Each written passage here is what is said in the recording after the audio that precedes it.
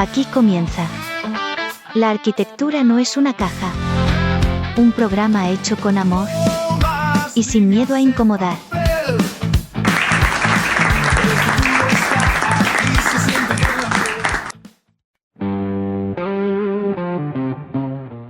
Muy buenos días. Muy buenas tardes.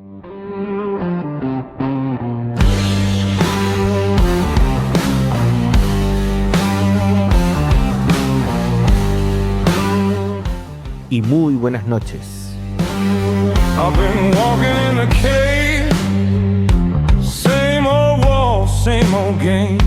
Shadows dancing on the stone, telling lies I used to own. But something cracks above my head, a tiny light, a spark instead. The fire fades, the truth appears. I'm done feeding ancient fear. Bueno, tengo mi despacho en el edificio de la biblioteca de la universidad. Es un edificio precioso, aunque como todo edificio de concurso que es bonito a primera vista, termina siendo como una especie de sudoku estructural por dentro, ¿no?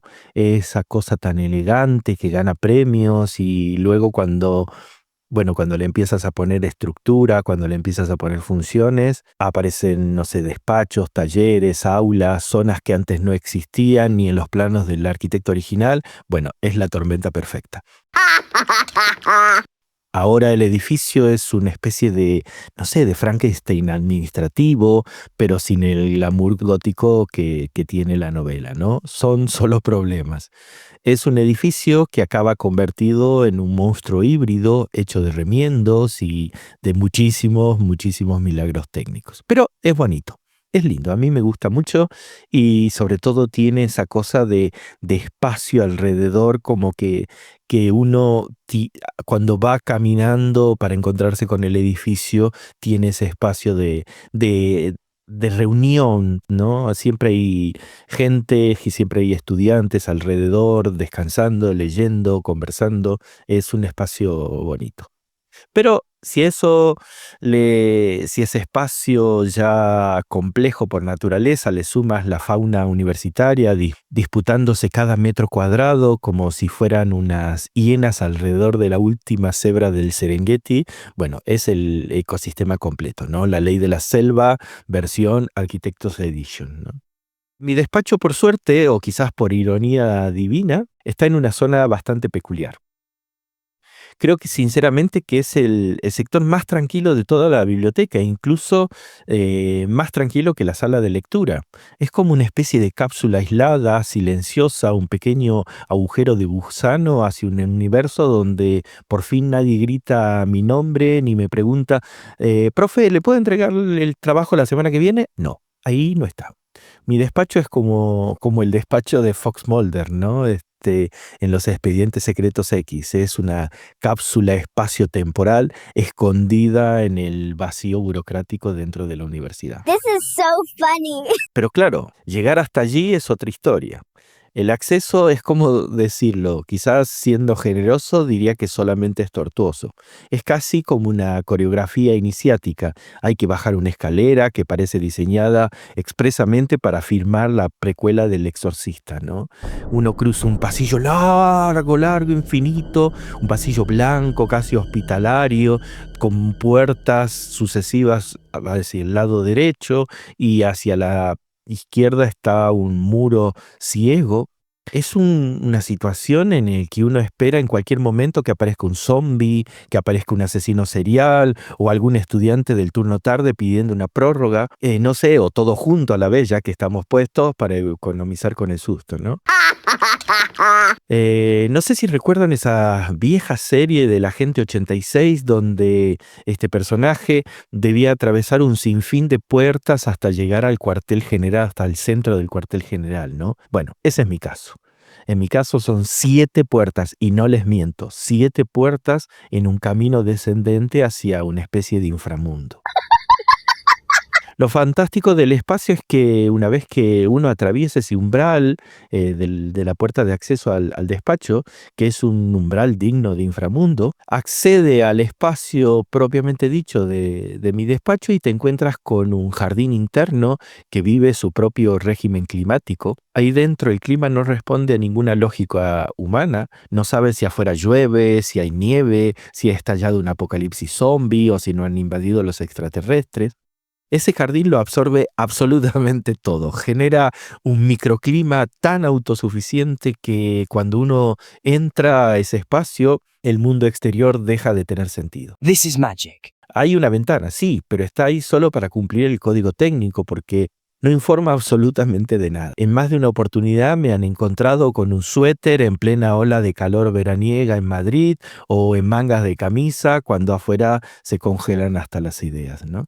Lo extraño y maravilloso, y pese a ese acceso a nivel Dark Soul, es que recibo muchas visitas. Bastantes. Una contradicción fascinante. Para llegar a mi despacho hay que atravesar Mordor, pero aún así la gente viene y a mí me encanta que vengan, porque mis visitas suelen ser estudiantes, compañeros, gente curiosa, personas con ganas de hablar y por supuesto con ganas de soltar los mejores chismes de todo el ecosistema arquitectónico. Porque si algo tiene nuestra profesión es que además de obsesionarnos con la escala 1 en 50, produce culebrones que son dignos de cualquier serie de Netflix, ¿no? Mi última visita, David, Julia, Paula, con cada uno y con cada una hablamos de lo esencial, claro, arquitectura y de los culebrones anuales que no fallan. Eso es fantástico. Quienes entre tanto render compartido han pasado a compartir algo más que los bloques de AutoCAD, quienes han comenzado a renderizar solo o sola, y no me refiero solo a los render. Los mejores chismes salen de ahí, es una especie de confesionario laico donde nadie se atreve a entrar, pero que todos acaban hablando, ¿no? Y luego sí, volvemos al tema académico, a las asignaturas, a las frustraciones, al vértigo de cada año nuevo, el miedo del futuro de la profesión. Una profesión que es preciosa, que es bonita, pero es terriblemente posesiva, que te abraza y que muchas veces te estrangula al mismo tiempo, ¿no? ¡Que empiece la fiesta! Y claro, hablando de cuevas famosas, yo ya no puedo evitar ver mi despacho como la analogía perfecta de la cueva célebre, la cueva de Platón, la del mito de las cavernas, ¿no? Simplificando un poquito porque Platón es de estos personajes que comienza simple y después se va enrollando. Mi cueva funciona igual que la suya, pero sin tanta humedad. Bueno, no sé, quizás un poquito de humedad sí tiene. El mito original, el de Platón, básicamente cuenta que un grupo de personas que se encuentran desde siempre en el interior de una cueva, están inmóviles, están obligados a mirar únicamente una pared donde se proyectan sombras de objetos que pasan a sus espaldas. Esas sombras son sombras que están distorsionadas, son sombras parciales, son sombras pobres, pero son el único contacto que han visto en su vida, así que la toman por la auténtica realidad. Están convencidos de que el mundo es exactamente eso, un teatro de siluetas, sin profundidad, sin matices y sin verdad, ¿no? Ahora bien, si lo piensas un poquito en perspectiva, uno podría hacer fácilmente esa analogía con la universidad. Una enorme caverna con gente ahí dentro mirando sombras académicas, sombras controladas, calibradas, sombras que muestran de lo que pasa afuera, pero esas sombras son esterilizadas para que nadie se atragante con la complejidad del mundo real, del mundo que es lidiar con clientes, con operarios y por qué no también con ese organismo tan maravilloso llamado Colegio de Arquitectos que puntualmente te debita de tu cuenta el 10. Pero dentro de la cueva estamos en una especie de tupper académico, ¿no? Es un tupper higiénico, cómodo, con fecha de caducidad larga, bien artificial como los embutidos de los supermercados llenos de conservantes, ¿no? ¿Realidad? Ni de coña. Lo que ven quienes están dentro de la cueva, es decir, los estudiantes, son fragmentos, pedacitos de sombra bien difuminados de una realidad profesional que afuera es brutal, compleja, contradictoria, llena de matices. Y aquí dentro se le entregamos troceada, desinfectada, envasada al vacío para que a nadie le dé náuseas, como si la profesión fuera una especie de delicatez, ¿no? Cuando en verdad es el puto desembarco de Normandía. Porque nadie te lo dice en voz alta, pero nuestra visión real como docentes es prepararle lo mejor posible, santiguarnos mentalmente y confiar en que cuando salgan al mundo no la caguen estrepitosamente. Ese es el motivo por el cual en un examen nunca es solo un número, un 3, un 7, un 5, no es una nota. Son diagnósticos de supervivencia. Es la fina línea entre quienes pueden defenderse cuando salgan de la cueva y quienes, lo siento, llevan tatuado en la frente un seguro la cagaza a la primera. Break the shadows, break the chain. I won't live in loops again. Step outside the cave tonight. Burn the script and face the light. Break the shadows, hear the call. No more echoes on the wall. I'm the glitch inside the frame. I rewrite my own. En el mito de la caverna aparecen los guardianes, esos personajes medio siniestros, medio funcionarios del inframundo, que mientras hacen sus tareas rutinarias, mover cosas, acomodar objetos, mantener el fuego vivo, se pasean despreocupados cerca de la hoguera y claro, cada vez que un guardia pasa entre la luz y el muro, proyecta una sombra que los prisioneros interpretan como si fuese una especie de boletín oficial del universo, ¿no? Gracias a esos movimientos aleatorios, los encadenados deducen si hace frío, si hace calor, si es de día, si es de noche, si el mundo va bien o va mal, o va más o menos regular. No ven el fuego, no ven a los guardias, pero sí las sombras, y con el tiempo aprenden a reconocer patrones, a interpretar signos, a construir teorías completas basadas en esas siluetas distorsionadas, toda una epistemología de cartón piedra. Y aquí es donde la analogía con los profesores es tan perfecta que da hasta pudor reconocerlo, ¿no? Los guardianes de Platón somos nosotros, parte vigilantes, parte generadores de sombras, parte del protector del ecosistema cavernario. Somos quienes alimentamos el fuego, aunque a veces el fuego esté más para calentar tupper que para iluminar conciencias, y quienes sin quererlo o quizás queriéndolo mucho, damos forma a la realidad que los estudiantes creen que existe. Algunos profesores, los buenos, los que aún creen que la educación es una aventura y no una especie de trámite, se hacen un poco los distraídos cuando ven que los prisioneros están limando sus cadenas, miran hacia el jardín, fingen que están revisando un PDF o toqueteando un plano en CAD mientras piensan, a ver si este vuela de una vez y descubre que el mundo es algo más que sombras y entregas pintadas en acuarelas. Esos guardianes permiten que entre un poco de aire fresco dentro de la cueva, aunque sea por una oquedad mínima en la roca. Otros, en cambio, son los típicos guardianes de manual. Protegen la cueva como si tuvieran acciones en ella. Son los que perpetúan las sombras, los que sospechan de cualquier rayo de luz que intenta colarse. Si escuchan inteligencia artificial, se persignan. Si oyen digitalización, se atragantan. Si alguien menciona algo parecido a nuevas metodologías, automáticamente preguntan, ¿pero eso viene con bibliografía? ¿De dónde la sacas? Para ellos, todo rastro de modernidad es una amenaza directa a la estabilidad del sistema cavernario. Es terrible, pero es como si fuera una intromisión bárbara que puede desestabilizar el perfecto teatro de sombras que llevan años y años curando, alimentando y por supuesto también protegiendo. El creador debe mantenerse fiel a sus convicciones. Yo creo que aquí es muy curioso, ¿no? Pero creo que el perfil administrativo es un organismo mutante capaz de invadir cualquier ecosistema académico, ¿no? Es terrible. Una vez que entra en la cueva ese perfil administrativo es como quien no quiere la cosa, es silencioso, casi inocente, pero cuando te das cuenta ya ha colonizado todos los rincones. Es una especie de virus particularmente resistente. Se adhiere a los procedimientos, se infiltra en las reuniones, contamina los criterios y deja un rastro viscoso de normativas, de plantillas que todo lo cubre. Y lo peor es que una vez que se instala, lo realmente importante, que es el estudiante, que el estudiante entienda, que haga ese clic mental que le cambie la vida, que descubra que pensar también puede ser un acto creativo, eso deja de tener peso. Nada de eso figura en los indicadores de rendimiento. Así que, como si fuera por arte de magia, una magia oscura, todo eso deja de importar. Lo que sí importa, lo que sí se vuelve sagrado, lo que sí de pronto adquiere una dimensión religiosa, es que las láminas sean láminas A3, no una A2 ni una A4, A3, fundamental, apaisado, porque lo dice la rúbrica, que tenga un rótulo en el margen con marco alrededor, aunque el margen sea más grande que la idea, no importa.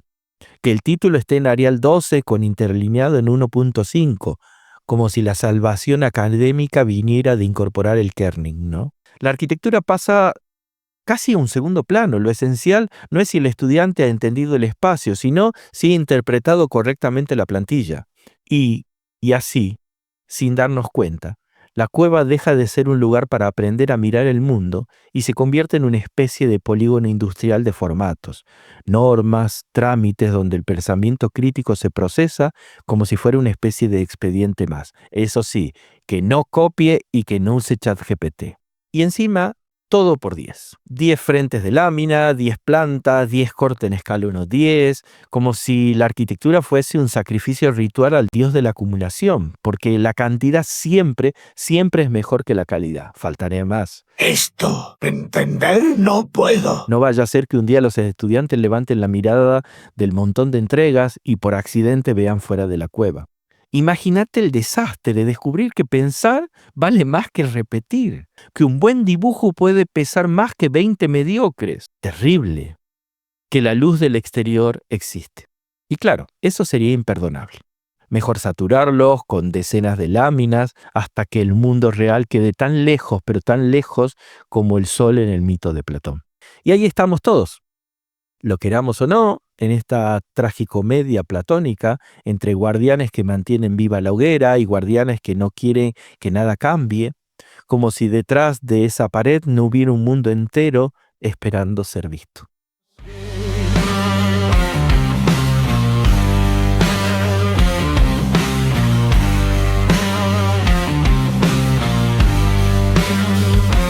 Voices whisper, stay right here. Comfort dressed like volunteer. But I've tasted brighter skies. Saw the world they sterilized. No more chalk lines on the floor. No more rules. El eco de la cueva resuena siempre igual, como una especie de letanía que lleva décadas rebotando entre las paredes húmedas, ¿no? Ciertos discursos que se repiten sin la más mínima evolución, como si estuvieras grabados en piedra. La mano es fundamental. La mano es fundamental, la mano es fundamental, la mano es fundamental. El proyecto empieza en papel, el proyecto empieza en papel, el proyecto empieza en papel. La tecnología es una herramienta, no un pensamiento. La tecnología es una herramienta, no un pensamiento. Son ecofósiles, restos arqueológicos de una época en la que la modernidad era joven y la fotocopia era una revolución. Me parece que reconociendo le parecerá bien. Sí, es así. Y ahí siguen, inamovibles, repitiéndose en la misma convicción con la que un sacerdote recita un salmo. No importa que el mundo haya cambiado radicalmente, que trabajemos en entornos híbridos, que la forma y la inteligencia del diseño ya no resida en el grafito, sino en una lógica, las frases vuelven, idénticas, eternas, como si además de guardianes, en la cueva hubiera un sistema de megafonía estancada, no sé, en 1970. Porque lo digital, según estos defensores del carboncillo emocional, jamás podrá generar pensamiento espacial desde un sistema digital. La tridimensionalidad, esa travesura tan moderna, solo es válida si surge de una perspectiva caballera hecha con lápiz HB, afilado hasta el masoquismo. Parece que si uno no se mancha los dedos con grafito, el espacio no existe. Que si uno no utiliza un papel arrugado sobre la mesa, la idea no ha nacido.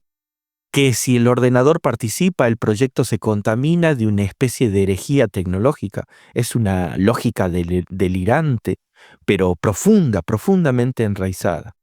La cueva reverbera estos dogmas con tal fuerza que muchos lo aprenden antes que las escalas. Y así seguimos intentando hacer arquitectura del siglo XXI, pero con mantras del Paleolítico superior. ¡Quiero mis acuarelas! Es una cueva de eco selectivo, es un sistema casi perfecto. Todo lo nuevo se absorbe, se disuelve, se amortigua hasta que desaparece, mientras que lo viejo sigue rebotando con una potencia que ni siquiera en un karaoke barato lo encontramos. Los discursos contemporáneos, la IA, los flujos, la complejidad, el pensamiento algorítmico, entran en la cueva, se esfuman como si nunca hubieran existido. En cambio, las viejas melancolías regresan una y otra vez con la misma autoridad con la que regresan los virus resistentes al antibiótico. Y lo mejor es que nadie se inmuta. El ambiente está saturado de un pasado mal ventilado, que a esta altura la cueva funciona como si fuera un aparato digestivo, traga lo nuevo, expulsa lo viejo y todos estamos contentos. Es como entrar al metro en hora pico. ¡Ay, se huele ese tufillo a cosa ya bien pasada! Pero nadie se anima o quizás no puede abrir una ventanilla, ¿no? No me gusta esto, Homero. Y claro, cuando digo viejo con olor a tufillo corbuseriano. Ese aroma recalentado, ese arquitecto de miurgo iluminado, mezclado con hormigón dogmático y la mística del plano perfecto. Joder, por favor, hubo otros arquitectos en la historia, muchísimos más brillantes, pero parece que no. Si no tienen esa cara de ese gilipollas con gafas redondeadas o con una mirada de me la suda todo y un puro en la mano, esos no cuentan. Es como si la arquitectura hubiese quedado atrapado en un póster mal impreso de los años 60, donde el único rostro autorizado para pensar la ciudad fuese el del mismísimo Le Corbusier. Lo gracioso, quizás lo trágico, es que incluso quienes no lo han leído en profundidad repiten los mantras como si fuesen versículos sagrados. Por favor, el eco es terrible, el eco hace el resto. La cueva opera así, filtra el presente, amplifica el pasado, lo digital entra pero no hace ruido, la complejidad se insinúa pero no prende, el fuego golpea a la puerta, la cueva responde con un «vuelva mañana». Mientras tanto, ahí dentro seguimos reproduciendo discursos que ya estaban caducos cuando Internet aún hacía ruido de módem. Es un sistema perfecto para mantener intacto un imaginario que ya no explica absolutamente nada, pero sé que sigue imponiéndose por pura inercia, casi por una especie de superstición. El creador debe mantenerse fiel a sus convicciones. Tras la sombra repite siempre la misma silueta, la arquitectura del exterior avanza, muta, se transforma, pero en la cueva ni se enteran, demasiado ocupados escuchando los ecos de un señor del siglo pasado, con gafas redondas y con complejo de profeta. If the truth is hard to see, fine, I'll carve my own degree. I don't need your prophecy, I don't want your symmetry. Let the system shake and spin, I'll begin where you don't begin. Light is loud and unforgiving. Las escuelas de arquitectura llevan décadas vendiendo una épica preciosa. Formación integral, mirada crítica, profesionales capaces de enfrentar los desafíos del futuro. Todo muy luminoso, muy espiritual, muy PowerPoint de acreditación universitaria. Pero luego rascas un poquito la superficie y descubrís que esa luz prometida no es más que un flexo barato apuntando a la pared, proyectando sombras torcidas y llamándolas iluminación. Lo que se enseña muchas veces es software desactualizado, ejercicios que se quedan en el nivel de hazme un croquis bonito, prácticas que jamás rozan la complejidad real del oficio y profesores que siguen enseñando como en 1980, como si el CAD fuera la moda pasajera y la inteligencia artificial una conspiración del demonio. Es una luz falsa, una iluminación low cost, que solo funciona dentro de la cueva y cuando el estudiante sale al exterior se apaga como una bombilla fundida. Y yo creo que, y esto es lo que más me preocupa, porque ahí entra el mantra eterno. Dibujar a mano es fundamental. Que sí, dibujar es hermoso, es liberador, es necesario, pero el problema no es ese. El problema es que el discurso viene acompañado siempre de una versión tóxica. Ya habrá tiempo para aprender programas. No, no lo va a haber, porque lo que ocurre en la realidad es que mandamos a los estudiantes a la calle con un arsenal precioso de líneas y manchas, pero sin una puta idea de cómo usar un ordenador. Y cuando llegan al estudio de arquitectura, el mundo real, la superficie de la cueva, descubren que nadie, absolutamente nadie, les va a pedir una acuarela expresiva, sino que sepan modelar, dibujar, montar, producir, resolver sin llorar, hacer fotomontajes. Porque te lo digo sin cremita, a los estudios de arquitectura se la suda en muchos colores si sabes hacer axonométricas con carboncillo, pasteles o el mismísimo espíritu de Mondrian guiándote la mano. Si no sabes hacer un plano decente, un render que no dé pena, un fotomontaje que no parezca un collage de primaria, estás muerto. Y no por maldad, es por supervivencia. Al dueño del estudio, aunque sea la mismísima Madre Teresa de Calcuta, hecha arquitecta, lo único que le importa es que su estudio funcione, produzca, facture. Y tú, pequeña criatura ingenua, llegas con tus dibujitos de ventana oscilobatiente hecho con tinta china, creyendo que eso tiene algún tipo de valor económico. Y no, no la tiene. A las personas que te contratan se le atrae floja tu poesía gráfica. Quieren que sepas colocar una carpintería desde la librería de Revit sin montar un drama, sin equivocarte, sin hacer perder el tiempo, para poder pasar los planos mañana al calculista o llevarlos al colegio para que los sellen. La luz de la universidad te hace creer que estás siendo formado como un creador, un pensador, un arquitecto completo. Y claro, puede ser todo eso, pero no con un temario que parece sacado en un archivo que alguien olvidó actualizar desde 1990. Te prometen visiones, pero te entregan sombras. Te prometen futuro, pero te entrenan para reproducir un pasado glorioso que ya no existe más que en los discursos de quienes nunca pisaron un estudio con plazos, clientes y obras que no esperan a nadie. Nosotros amamos a Le Corbusier. La supuesta iluminación académica es en realidad una lámpara vieja con una bombilla medio rota que no alcanza ni a ver la mesa. Mientras tanto, en el mundo real, allá afuera, perfectamente iluminados por las pantallas, motores de render, procesos digitales, flujos colaborativos, metodologías ágiles y dinámicas que cambian a un ritmo que ninguna cueva puede controlar. Pero dentro de la cueva, dentro de la caverna, seguimos jugando a que nada ha cambiado, a que la herramienta no es un pensamiento, a que el lápiz es la única vía al conocimiento. Es una negación, es casi como una negación religiosa de la luz verdadera, la luz del cambio de la tecnología, de lo que incomoda pero que te hace crecer. La luz que no se proyecta en la pared, sino que te obliga a mirar el mundo tal como es, no tal como te gustaría que siguiera siendo. Y lo peor es que esa luz es falsa, crea una ilusión peligrosa, la de creer que por haber hecho un ejercicio que parezca profundo, uno entiende algo de arquitectura. La de pensar que el ordenador es un accesorio y no el entorno natural de trabajo. La de suponer que el mercado laboral te va a esperar pacientemente a que aprendas lo que deberías haber aprendido antes. Es un espejismo que te embriaga, pero es mentiroso, que te da calor, que te hace sentir que avanzas, pero mientras afuera el sol brilla con la intensidad de 1.000.000 de lúmenes y los recién egresados salen a la intemperie con gafas de sol prestada y sin crema solar. Y claro, se queman. Y luego vuelven a la cueva buscando sombra, porque nunca nadie enseñó a caminar bajo la luz real.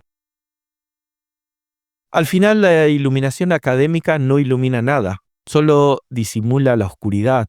Y mientras las escuelas siguen proyectando sombras en vez de generar pensamiento, seguiremos produciendo generaciones enteras que salen al exterior cegadas, confundidas y preguntándose por qué coño nadie les advirtió de que fuera de la cueva el mundo no está hecho de carboncillo, sino de datos, de plazos, de técnicas y de un futuro que no espera a nadie.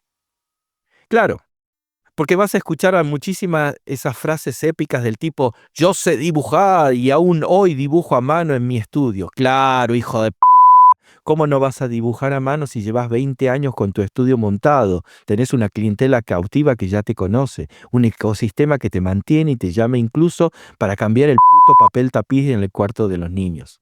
Así sí se dibuja cualquiera. Pero el pobre chaval de 25 años recién egresado, que ya agotó a todos los familiares haciendo reformas imaginarias, que ya diseñó hasta la casa del gato, ahora tiene que salir a buscar trabajo en un estudio que, si es pequeño, lucha por sobrevivir y necesita optimizar hasta el tiempo que respira, hacer mucho, bien y rápido. Y si es grande, solo quiere ser más grande, más eficaz y más máquina, facturar más. Y en medio de esa carnicería profesional, tú, escuela de arquitectura querida, lo mandás a la guerra, a las putas playas de Normandía, armado únicamente con un lápiz y un taparrabos. Por Dios, no seamos malas personas. But it's where the real are living.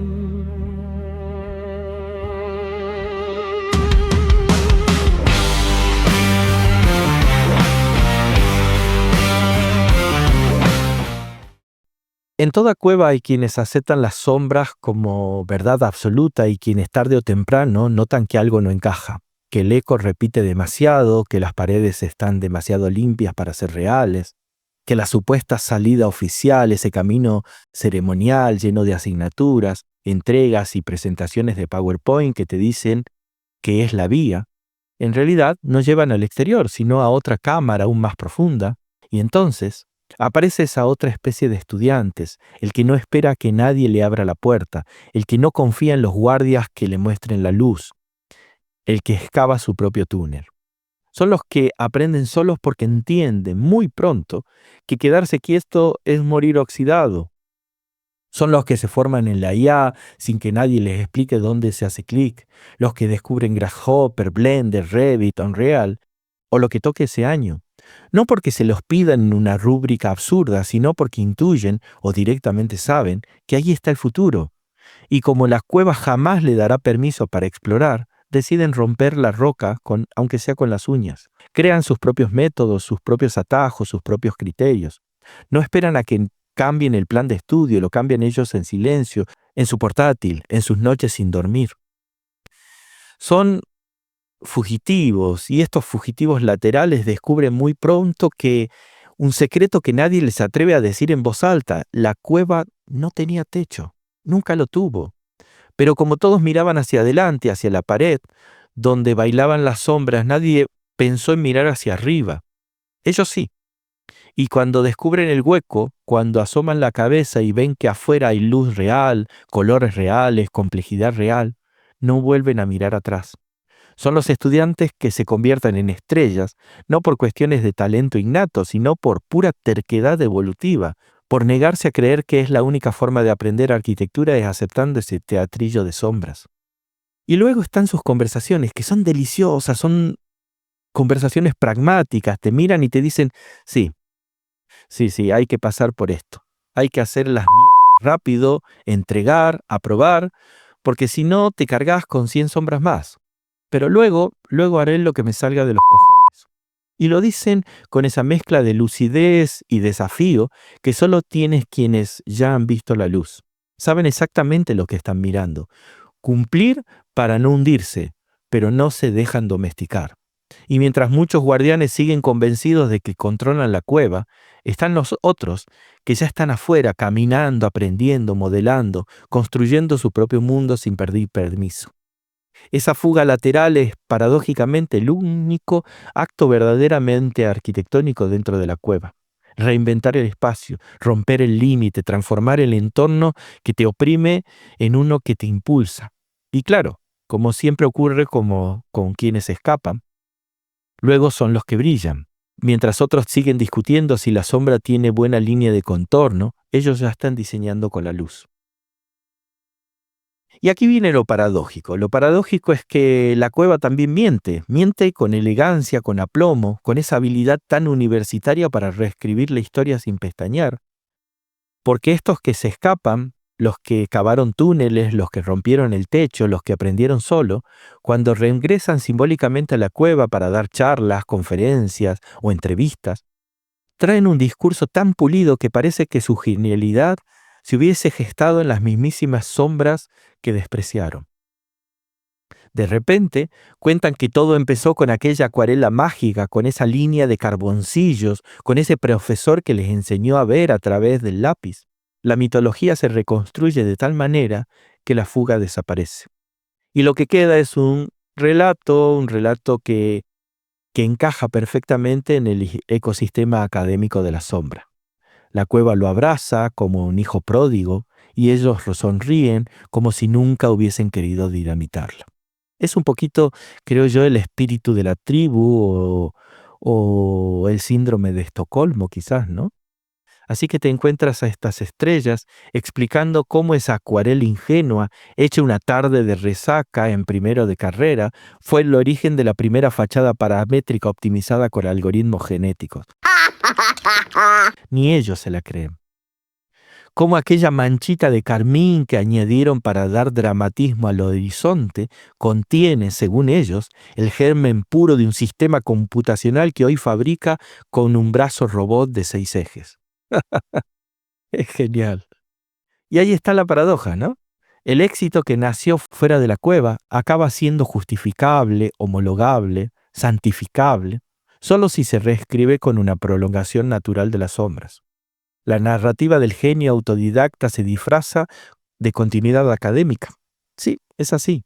Para que nadie tenga que admitir lo obvio, que salieron adelante a pesar de la formación, no gracias a ella. Y siempre, estos brillantes fugitivos acaban teniendo una historia perfectamente calibrada que legitima el relato institucional. Si no, no vuelven.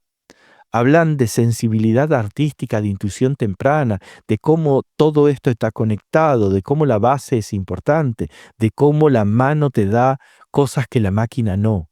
Palabras hermosas, redondas, inspiradoras y profundamente falsas en su causalidad. Fuese la mano de Dios. Porque ni las acuarelas les enseñó a programar, ni el carmín del horizonte les dio acceso al flujo de trabajo en Grasshopper, ni el carboncillo les explicó cómo sincronizar un modelo BIM con un brazo robótico. Pero el relato funciona, encanta, sobre todo tranquiliza, la cueva los escucha y suspira aliviado. Al final, todo comienza aquí. Y ellos, ya lejos del polvo de las rojas, sonríen diplomáticamente, mientras recuerdan que la verdad auténtica nació fuera, donde el sol quema, donde la tecnología empuja, donde nadie te aplaude por hacer sombras pintadas en acuarelas.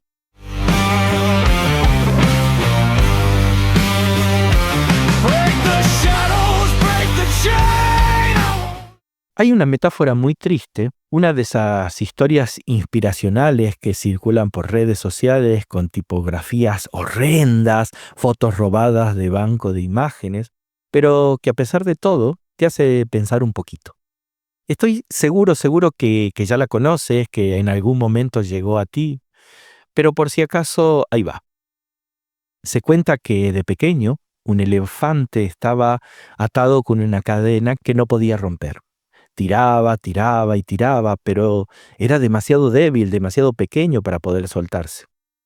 Con los años el elefante creció, se hizo enorme, fuerte, perfectamente capaz de arrancar la estaca y largarse de un tirón. Pero ya no lo intentaba. Había aprendido que era imposible. La cadena ya no lo retenía, pero lo retenía su memoria, la memoria de su fracaso. Me encanta esta historia. Me gusta mucho, aunque sea cursi un poquito, porque en realidad es un pequeño colofón del mito de la caverna, del mito de la cueva de Platón. Esos prisioneros mirando el fondo, buscando sentido en las sombras, acomodándose en la penumbra como si fuera una especie de sofá, ven la secuencia de siluetas, consumen el espectáculo. Se preguntan 4 cosas existenciales y luego esperan la siguiente tanda de sombras. Sería como, no sé, como la versión platónica de esperar en Netflix que liberen la siguiente temporada. Llevan tanto tiempo ahí, tan habituados a lo que creen, que aunque les quiten las cadenas no salen, ya no saben moverse hacia la luz.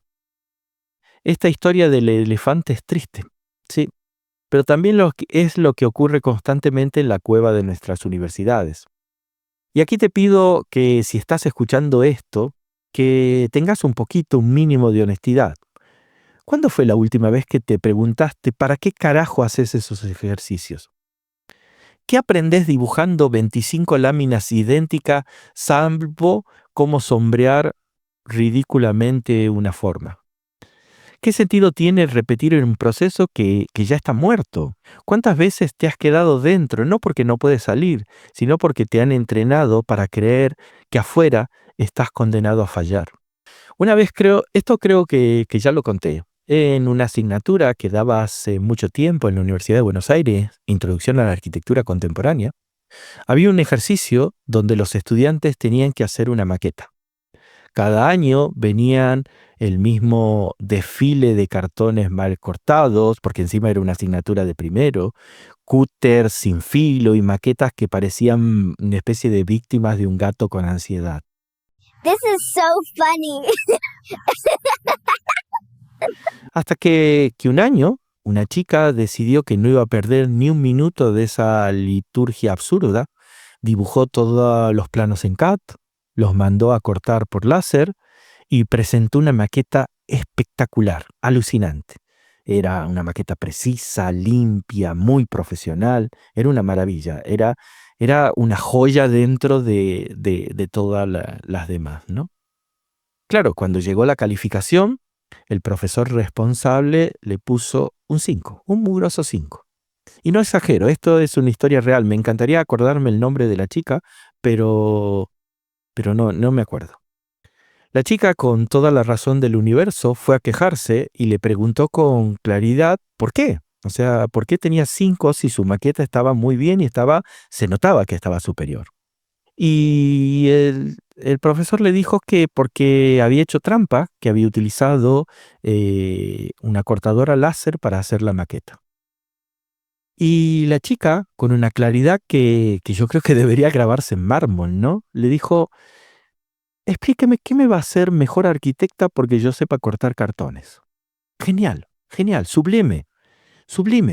Fue como ver a alguien romper las cadenas en vivo y en directo. No recuerdo su nombre, pero recuerdo el instante exacto en que dijo esa frase. Y por supuesto, desde ese segundo se ganó mi admiración.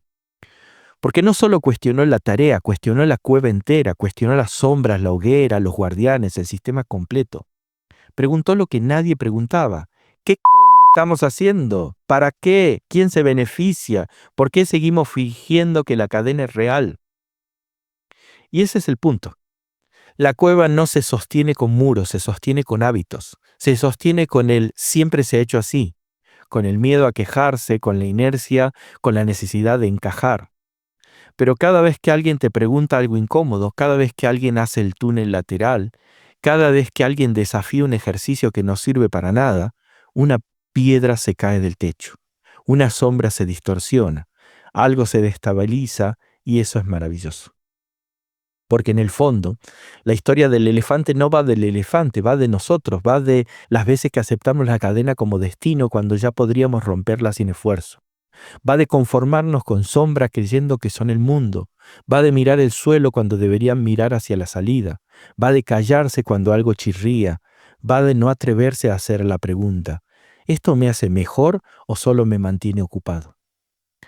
Y si algo debería enseñarnos la cueva y el maldito y puto elefante, es que salir no es siempre fácil, pero la mayoría de las veces es posible. Mucho más posible de lo que nos han hecho creer, que la cadena rara vez es de hierro, casi siempre es de una costumbre, una expectativa, un miedo. Y que el mayor error no es fallar, sino ni siquiera intentarlo. Así que si te quedas con algo de todo este episodio que no sea esto, la cueva existe, sí, pero no es tu destino. Las sombras están ahí, sí, pero no son la realidad. Y las cadenas aprietan, sí, pero casi nunca están cerradas del todo. A veces solo hay que dar un tirón y salir, y mirar la luz como esa luz real, aunque deslumbre, aunque duela, aunque dé miedo, porque esa luz, la verdadera, es el único lugar donde pasa algo que valga la pena.